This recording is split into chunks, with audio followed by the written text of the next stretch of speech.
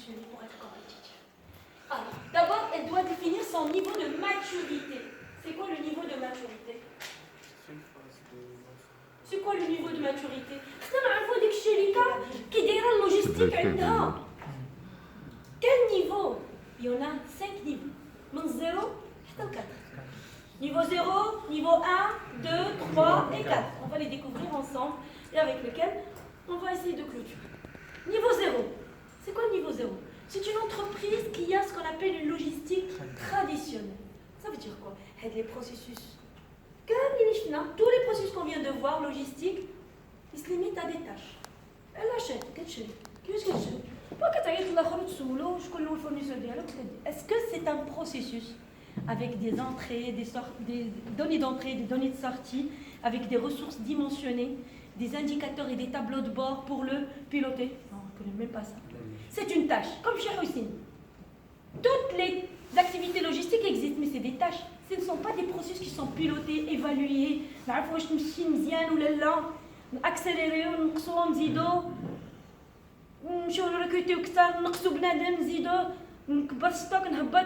quels sont le pilotage? Il n'y en a pas. C'est des activités qui se limitent à l'exécution. C'est des tâches. Ce sont des entreprises qui n'ont pas de réflexion sur les processus logistiques et pas d'indicateur de pilotage. Ils ne peuvent pas avoir des outils d'aide à la décision, qui sont les indicateurs de pilotage, au moins les outils d'aide à la décision. Comment voulez-vous qu'ils prennent les bonnes décisions, les madames? Des indicateurs, des tableaux de bord. هاد l'entreprise اللي لقينا maturité zéro في عندها راه خدامه مزيان ولكن à un certain moment il va couler. Il a que les concurrents احسن منها.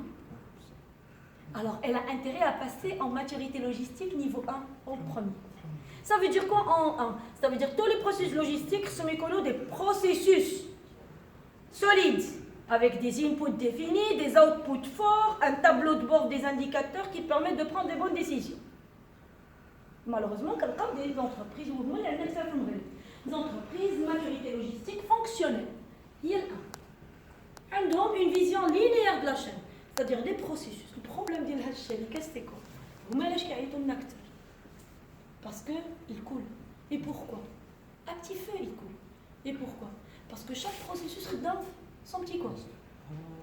Chaque processus, il a ses propres objectifs. Il est motivé par ses propres objectifs. Les achats qui optimisent, les meilleurs fournisseurs qui répondent à ces objectifs. Mais qui gauche là, attention, les fournisseurs, le produit sans transport, est-ce qu'on est plus fort à faire le transport nous-mêmes ou le transport inclus? Qu'est-ce qu'elle fait les achats ici? On retrouve le meilleur fournisseur et tant pis. Alors, on dit 1 dirham blanc transport, 2 dirhams avec transport. Là, 1 dirham, comme ça coûte moins cher. Mais attends, ça coûte moins cher.